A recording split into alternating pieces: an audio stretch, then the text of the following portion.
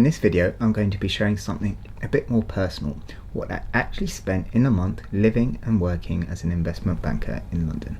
I'll be breaking down everything from all my essential fixed expenses, such as my mortgage and bills, through to the occasional luxury items, sharing both the numbers and my personal tips on how to better manage your finances while still enjoying all that London has to offer. At first, I wasn't sure whether anyone would care about where and when I spent my money, but given that I've binge watched other people talking about what they spent in a month, I thought I'll give this one a try, hopefully leaving you with a blueprint to help you better navigate the financial challenges of living in a city where you are always on the move.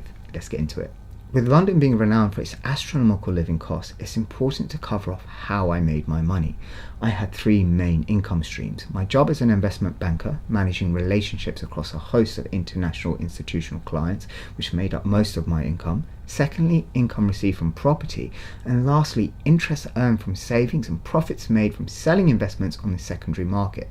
Bear in mind, all these income streams were subject to fees, bonus fluctuations, potential losses and tax, so not all of it landed in my bank account. Now let's get into how much I actually spent on myself in an average month. Having worked with balance sheets and financial forecasts all my career, it makes complete sense to split these costs into three main categories: my needs, my wants and my future fund. My needs are my essential and necessary expenses for living and working, most of which came out automatically from my bank account. Living in London isn't cheap, if you want to be anywhere near the financial district that is. My biggest expense was my mortgage, paying just under £1,500, which was a mixture of capital repayment and interest, which kept my monthly repayments down, and when compared to renting a two-bed house or apartment, say closer to the city, was more economical, where you could easily expect to pay in excess of £2,500 a month and pay additional fees in ground rent and other service charges.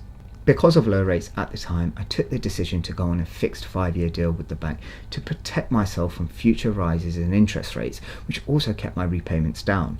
What I would say is important that your home is a sanctuary for unwinding and being able to switch off while still providing a space for working from home, which is more prevalent now with shifts to hybrid working arrangements and the increasing pressure placed on finance professionals to work most evenings and weekends. As I own my own home as a freehold, I wasn't required to pay ground rent or a service charge. However, with any house there are ongoing repairs and maintenance, such as fixing a leaking roof or issues with household items. I factored in £100 per month for this. My electricity, gas and water came up to £230 per month, £130 per month for my internet connection and phone contract, and £160 per month for council tax.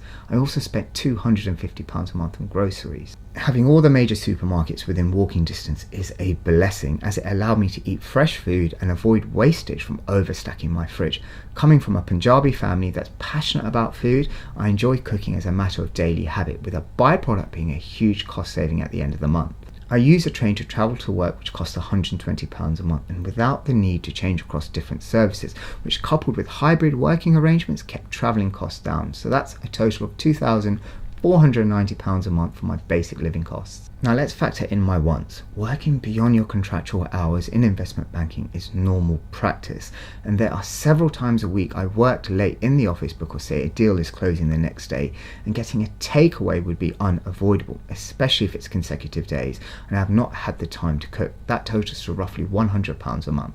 Needless to say, being on time is crucial, and walking through the door late to an important meeting when all your other colleagues and the client have made it on time can reflect badly on your reputation and the opportunities you are given in the future.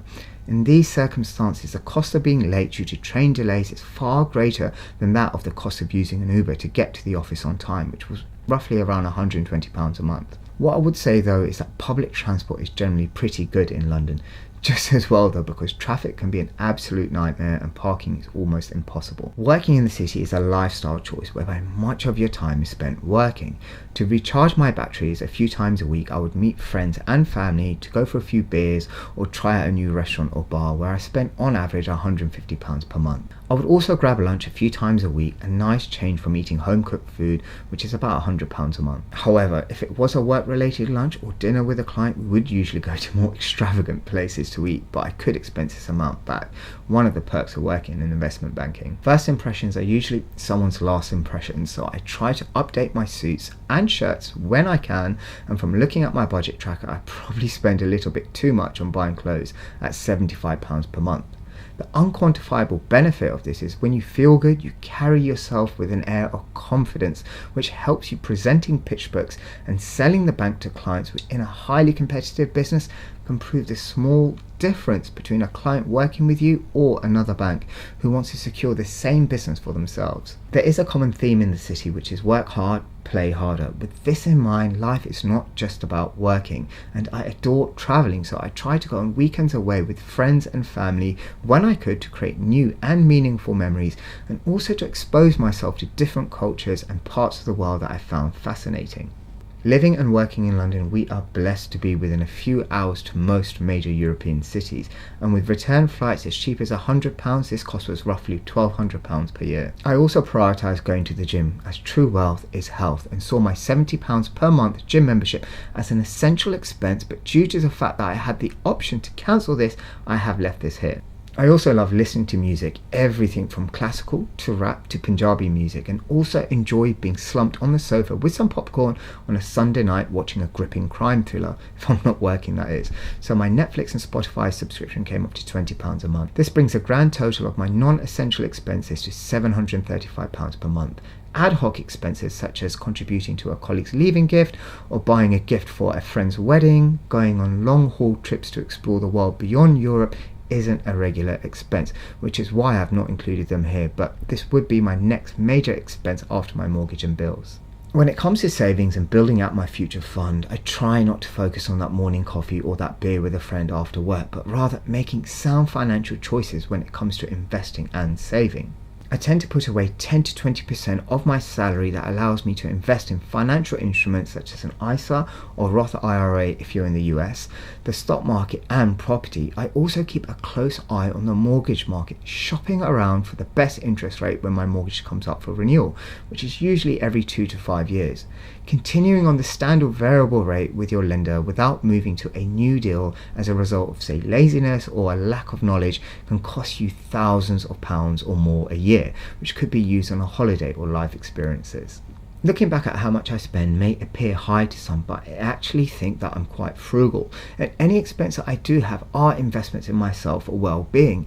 It's important to work hard, but more importantly to work smart, which is not only trying to create passive income streams, which I will make a future video on, but crucially investing in your mental health and well-being, whether that's, say, a gym membership or those times where you are catching up with friends for a few beers or a family member's birthday. We are all social animals, and these opportunities to share our dreams and challenges renew our sense of confidence and allow us to recharge those batteries, which feeds into us performing better in our professions for longer. Remember, life is a marathon, not a sprint.